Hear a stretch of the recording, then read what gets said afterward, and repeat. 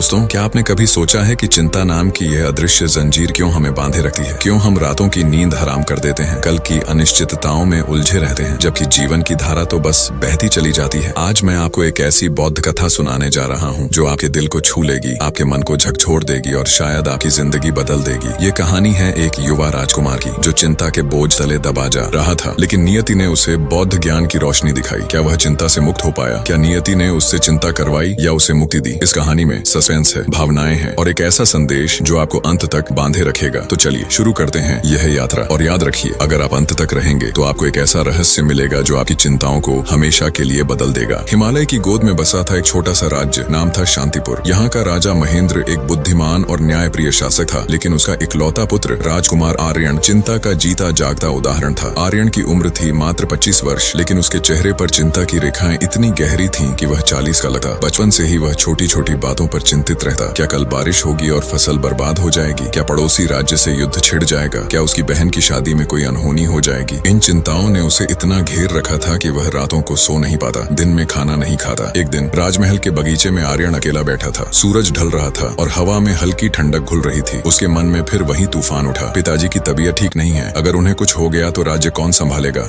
लेकिन मैं तो खुद चिंताओं से घिरा हूँ। क्या मैं अच्छा राजा बन पाऊंगा? वह पेड़ की जड़ों को निहारते हुए सोच रहा था। तभी उसकी नजर एक छोटे से चींटी के झुंड पर पड़ी। चींटियां एक पत्ते को उठाकर ले जा रही थीं, लेकिन अचानक हवा का एक झोंका आया और पत्ता उड़ गया। चींटियां बिखर गईं, लेकिन थोड़ी देर बाद फिर इकट्ठी होकर नई शुरुआत की। आर्यन ने सोचा, ये चींटियां चिंता नहीं करती, बस कर्म करती हैं, लेकिन मैं तो चिंता में डूबा रहता हूँ। उसी शाम राजा महेंद्र ने आर्यन को अपने कक्ष में बुलाया। राजा बिस्तर पर लेटे थे, उनकी सांसें भारी थीं। बेटा, उन्होंने कमजोर आवाज में कहा, मैं जानता हूँ कि तुम चिंता में घुल रहे हो, लेकिन याद रखो, चिंता तुम नहीं करते, वह नियति तुमसे करवाती है। यह जीवन का हिस्सा है, लेकिन इसे हराने का रास्ता है। जाओ हिमालय की ऊंचाइयों में बसे बौद्ध विहार में, वहाँ गुरु सिद्धार्थ तुम्हें सिखाएंगे कि कैसे नियति को समझकर चिंता से मुक्त हुआ जा सकता है। आर्यन का दिल धड़क उठा। यात्रा अकेले? क्या रास्ते में डाकू मिलेंगे? क्या विहार पहुँचने से पहले ही कोई दुर्घटना हो जाएगी? लेकिन पिता की आंखों में विश्वास देकर वह तैयार हो गया। अगली सुबह वह घोड़े पर सवार होकर निकल पड़ा। रास्ता दुर्गम था, घने जंगल, ऊबड़ खाबड़ पगडंडियां और ठंडी हवाएं जो हड्डियां चीरती थीं। हर कदम पर चिंता उसके साथ चलती। क्या मैं सही रास्ते पर हूँ? क्या गुरु मुझे स्वीकार करेंगे? लेकिन नियति ने उसे आगे बढ़ाया। आर्यन की यात्रा कई दिनों की थी। पहले दिन वह एक छोटे से गांव में रुका। वहाँ एक बूढ़ी औरत ने उसे रोटी दी। बाबू, उसने कहा, तुम्हारे चेहरे पर चिंता की छाया है, क्यों इतना सोचते हो? आर्यन ने अपनी कहानी सुनाई। बूढ़ी हंसी। चिंता नियति की कठपुतली है, वह हमें नचाती है ताकि हम सीखें, लेकिन बौद्ध मार्ग पर चलो तो पता चलेगा कि सब पूर्व निर्धारित है। अगले दिन जंगल में आर्यन का सामना एक भयंकर तूफान से हुआ। बारिश इतनी तेज थी कि रास्ता दिखाई नहीं देता। वह एक गुफा में छिप गया। वहाँ बैठे बैठे वह चिंतित हो उठा, क्या मैं कभी विहार पहुँच पाऊंगा? क्या पिताजी ठीक हैं? तभी गुफा में एक साधु मिला जो ध्यान में लीन था। साधु ने आंखें खोली और मुस्कुराया। युवक, चिंता क्यों? यह तूफान भी नियति का हिस्सा है। बौद्ध शिक्षाएं कहती हैं, दुख है, दुख का कारण है, दुख का निवारण है। चिंता दुख का कारण है और निवारण है सम्यक दृष्टि। आर्यन ने पूछा, सम्यक दृष्टि क्या है? साधु ने बताया, यह समझना कि सब अनित्य है। चिंता आती है क्योंकि हम चीजों से चिपक जाते हैं। नियति हमें चिंता करवाती है ताकि हम अलगाव सीखें। आर्यन ने रात भर साधु से बात की। अगली सुबह तूफान थम गया और वह आगे बढ़ा। अब उसकी चिंता थोड़ी कम हुई थी, लेकिन पूरी तरह नहीं। आखिरकार वह विहार पहुंचा। विहार हिमालय की चोटी पर था, जहां हवा शुद्ध थी और शांति चारों तरफ फैली थी। गुरु सिद्धार्थ एक वृद्ध भिक्षु थे जिनकी आंखें ज्ञान से चमकती थीं। उन्होंने आर्यन का स्वागत किया। आओ राजकुमार, मैं जानता था तुम आओगे, नियति ने तुम्हें यहाँ भेजा है। आर्यन ने अपनी समस्या बताई। गुरु ने कहा, चलो मैं तुम्हें एक कहानी सुनाता हूँ। और उन्होंने बौद्ध कथा सुनाई, एक व्यापारी की जो जहाज पर सवार था। जहाज डूबने लगा। व्यापारी चिंता में डूब गया, लेकिन एक बौद्ध भिक्षु ने कहा, चिंता मत करो, नियति जो करवाती है वही होता है। अगर डूबना है तो चिंता से क्या फायदा? जहाज बच गया और व्यापारी ने सीखा कि चिंता व्यर्थ है। आर्यन को विहार में रहने का आदेश मिला। वहाँ का जीवन सरल था। सुबह ध्यान, दोपहर में शिक्षाएं, शाम को सेवा। पहले दिन आर्यन को एक बगीचे में काम करना पड़ा। वहाँ फूल खिले थे, लेकिन आर्यन चिंतित था, क्या ये फूल कल मुरझा जाएंगे? गुरु ने कहा, हाँ मुरझाएंगे, लेकिन चिंता क्यों? अनित्यता को स्वीकार करो। धीरे धीरे आर्यन का चरित्र बदलने लगा। वह एक युवा भिक्षुणी से मिला, नाम था माया। माया भी चिंता से गुजरी थी। उसके परिवार की मौत हो गई थी, लेकिन बौद्ध मार्ग ने उसे शांति दी। आर्यन और माया के बीच संवाद शुरू हुए। आर्यन, माया ने कहा, चिंता नियति की योजना है, वह हमें मजबूत बनाती है। मेरी चिंता ने मुझे यहाँ लाया जहाँ मैंने पाया कि सब पूर्व निर्धारित है। एक रात बिहार में एक बड़ा संकट आया। पहाड़ से बर्फ का तूफान आया और विहार का एक हिस्सा ढह गया। कई भिक्षु घायल हो गए। आर्यन घबरा गया। चिंता फिर लौट आई, क्या हम सब मर जाएंगे? लेकिन गुरु ने शांत होकर कहा, यह नियति है, चिंता मत करो, कर्म करो। आर्यन ने घायलों की मदद की और उस रात उसे एहसास हुआ कि चिंता करने से कुछ नहीं बदलता, बल्कि कर्म से सब संभव है। मध्य भाग में आर्यन की यात्रा गहराती गई। वह ध्यान साधना सीखा, जहाँ वह अपनी चिंताओं को देखता जैसे बादल आते जाते हैं। एक दिन गुरु ने उसे एक चुनौती दी, जाओ अकेले जंगल में एक रात बिताओ, चिंता आएगी लेकिन उसे देखो मत पकड़ो। आर्यन गया। रात में जंगली जानवरों की आवाजें आईं, अंधेरा घना था। चिंता ने हमला किया, क्या मैं जिंदा रहूंगा? लेकिन वह याद रखा गुरु की बात, चिंता आप नहीं करते, नियति करवाती है, यह भी बीत जाएगा। सुबह वह वापस लौटा, मजबूत होकर। माया के साथ उसकी दोस्ती गहरी हुई, वे साथ ध्यान करते, बातें करते। माया ने बताया अपनी कहानी, मैं बचपन में अनाथ हो गई, चिंता ने मुझे तोड़ा, लेकिन बौद्ध सूत्र ने कहा दुख से मुक्ति है, अब मैं चिंता को नियति का उपहार मानती हूँ। आर्यन ने महसूस किया कि उसकी चिंता भी नियति का हिस्सा थी, जो उसे यहाँ लाई। कहानी का चरमोत्कर्ष तब आया जब आर्यन को खबर मिली कि उसके पिता की तबीयत बहुत खराब है। एक दूत विहार पहुंचा, राजकुमार राजा मरणासन्न है, जल्दी लौटो। आर्यन का मन फिर चिंता से भर गया, क्या मैं समय पर पहुंच पाऊंगा? क्या पिताजी मुझे देख पाएंगे? वह रात भर सो नहीं सका। गुरु ने कहा यह नियति की परीक्षा है, चिंता मत करो, जाओ, लेकिन याद रखो मृत्यु भी अनित्य है। आर्यन निकल पड़ा, लेकिन रास्ते में एक बड़ा संकट आया। नदी उफान पर थी, पुल टूटा हुआ, पार करने का कोई रास्ता नहीं। चिंता चरम पर पहुंच गई, क्या मैं पिता को खो दूंगा? वह नदी किनारे बैठ गया, रोने लगा। तभी माया आई, जो चुपके से उसके पीछे आई थी। आर्यन, उसने कहा चिंता नियति है, लेकिन मुक्ति कर्म में है। देखो वहाँ एक पुराना नाविक है, शायद वह मदद करे। नाविक एक बौद्ध अनुयायी था। उसने कहा नदी उफान पर है, लेकिन मैं पार करा सकता हूँ, लेकिन चिंता छोड़ो वरना नाव डूब जाएगी। वे नाव पर सवार हुए, लहरें ऊंची थीं, पानी छलक रहा था। आर्यन की चिंता बढ़ती गई, लेकिन वह ध्यान में लीन हो गया। ओम मणिपद्मे हूम वह जपता रहा। अचानक एक बड़ी लहर आई, नाव पलटने लगी। चिंता ने फिर हमला किया, लेकिन आर्यन ने सोचा यह नियति है, मैं क्या कर सकता हूँ? और उस पल जागृति हुई, चिंता गायब हो गई, शांति आ गई, नाव बच गई। वे पार पहुंचे। शांतिपुर पहुंचते ही आर्यन पिता के पास गया। राजा ने आखिरी सांसें ली, बेटा मैं खुश हूँ, तुम बदल गए हो, चिंता अब तुम्हारी गुलाम नहीं, तुम उसके मालिक हो। राजा की मृत्यु हो गई, लेकिन आर्यन चिंतित नहीं हुआ। वह समझ चुका था मृत्यु नियति है, चिंता व्यर्थ। आर्यन नया राजा बना, उसने राज्य में बौद्ध शिक्षाओं को फैलाया। माया उसकी रानी बनी और वे साथ मिलकर लोगों को सिखाते चिंता आप नहीं करते, नियति करवाती है, लेकिन इसे समझकर मुक्त हो जाओ। राज्य में शांति छा गई, चिंताएं कम हुई। आर्यन की जिंदगी अब ध्यान और कर्म से भरी थी। दोस्तों, ये कथा हमें सिखाती है कि चिंता नियति का खेल है, लेकिन बौद्ध मार्ग से हम इसे हरा सकते हैं। अनित्यता को स्वीकार करो, ध्यान करो और जीवन की धारा में बहो। अगर इस कहानी ने आपके दिल को छुआ, अगर आपने महसूस किया कि चिंता व्यर्थ है, तो अभी वीडियो को लाइक करो, क्योंकि लाइक से आप नियति को धन्यवाद कह रहे हो कि इस संदेश तक पहुंचाया। और अगर आप ऐसी और प्रेरणादायक कहानियां सुनना चाहते हो तो चैनल को सब्सक्राइब करो, बेल आइकन दबाओ, ताकि नियति आपको अगली कथा तक ले आए। याद रखो, चिंता छोड़ो, जीवन जियो। नमो बुद्धाय।